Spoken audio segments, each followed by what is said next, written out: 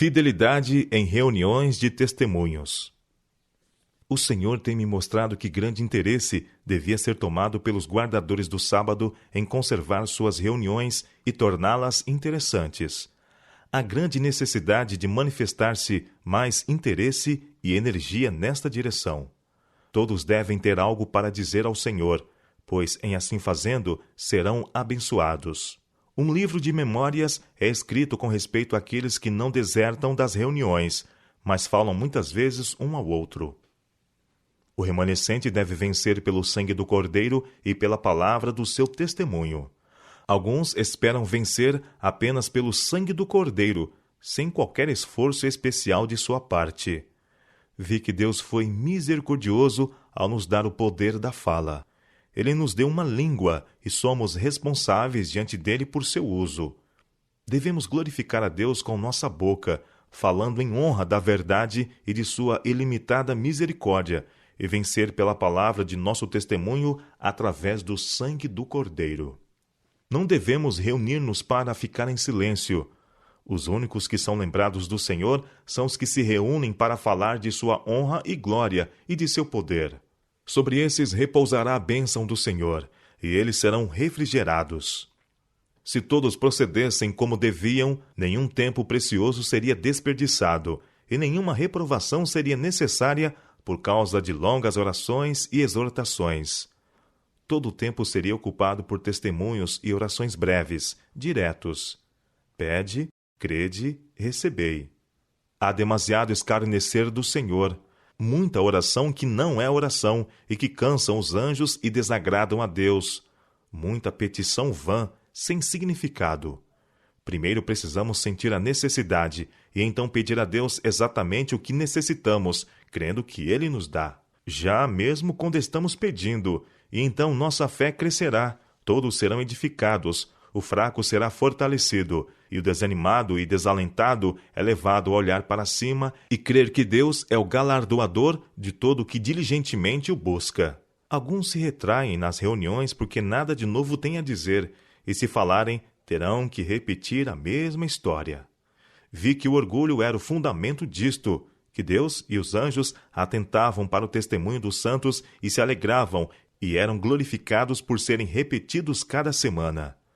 O Senhor ama a simplicidade e humildade, mas se desgosta e os anjos são ofendidos quando professos herdeiros de Deus e co-herdeiros de Jesus permitem que o precioso tempo se escoe, despendido em suas reuniões. Se os irmãos e irmãs estivessem no lugar devido, não ficariam sem saber o que dizer em honra de Jesus, que esteve suspenso na cruz do Calvário por seus pecados. Se anelassem mais do compreensivo senso da condescendência de Deus em dar o seu amado unigênito Filho para morrer em sacrifício por nossos pecados e transgressões, e dos sofrimentos e angústia de Jesus para abrir um caminho de escape ao homem culpado, a fim de que ele pudesse receber perdão e vida, seriam mais prontos a exaltar e magnificar a Jesus. Não se calariam, mas com reconhecimento e gratidão falariam de sua glória e de seu poder. E bênçãos de Deus cairiam sobre eles por assim fazer. Ainda que a mesma história fosse repetida, Deus seria glorificado. Mostrou-me o anjo os que não cessavam dia e noite de clamar: Santo, Santo é o Senhor, o Todo-Poderoso. Repetição contínua, disse o anjo. Contudo, Deus é glorificado. Embora repitamos a mesma história sempre, ela honra a Deus e mostra que não nos temos esquecido de sua bondade e misericórdia para conosco. Vi que as igrejas nominais têm caído, que a frieza e a morte reinam em seu meio. Se seguissem a palavra de Deus, ela os faria humildes, mas eles se põem acima da obra do Senhor.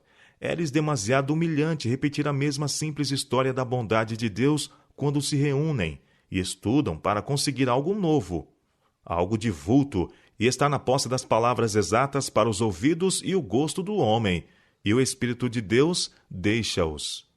Quando seguirmos o humilde caminho da Bíblia, teremos a influência do Espírito de Deus.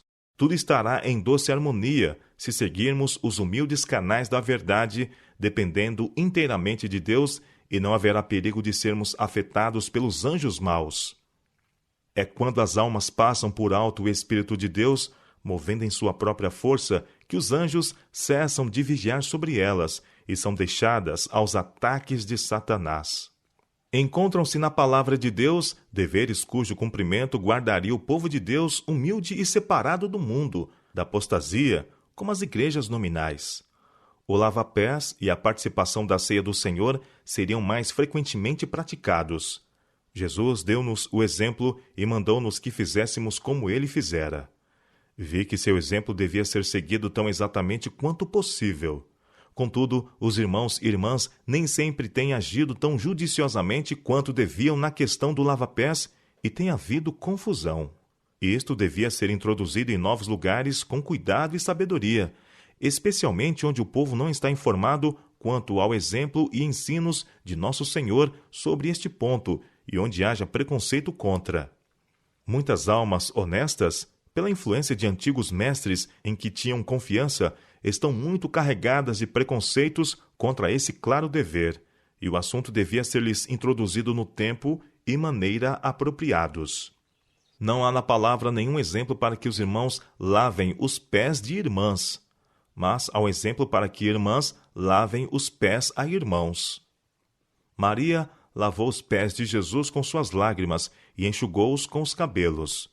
Vi que o Senhor havia impressionado irmãs a lavar pés de irmãos e que isso estava em harmonia com a ordem evangélica. Todos devem agir compreensivamente e não tornar tediosa a cerimônia do lava-pés. A santa saudação mencionada no Evangelho de Jesus Cristo pelo apóstolo Paulo deve ser considerada no seu verdadeiro caráter. Trata-se de um ósculo santo. Deve ser considerada como um sinal de amizade para cristãos amigos quando partem e quando se encontram de novo após semanas ou meses de separação. Em 1 Tessalonicenses, capítulo 5, verso 26, Paulo diz: Saudai a todos os irmãos com o ósculo santo. No mesmo capítulo, ele diz: Abstende-vos de toda forma de mal. Pode não haver aparência de mal quando o ósculo santo é dado no tempo e em lugar próprios. Vi que a forte mão do inimigo está posta contra a obra de Deus, e o auxílio e força de cada um que ama a causa da verdade deve ser angariado. Grande interesse deve ser manifestado por eles em sustentar as mãos dos que advogam a verdade, a fim de que por firme vigilância possam banir o inimigo. Todos devem, firmes como se fora um, estar unidos na obra. Cada energia da alma deve estar desperta, pois o que deve ser feito tem que ser feito depressa. Vi então o terceiro anjo. Disse o meu anjo acompanhante: Terrível é sua obra, tremenda sua missão.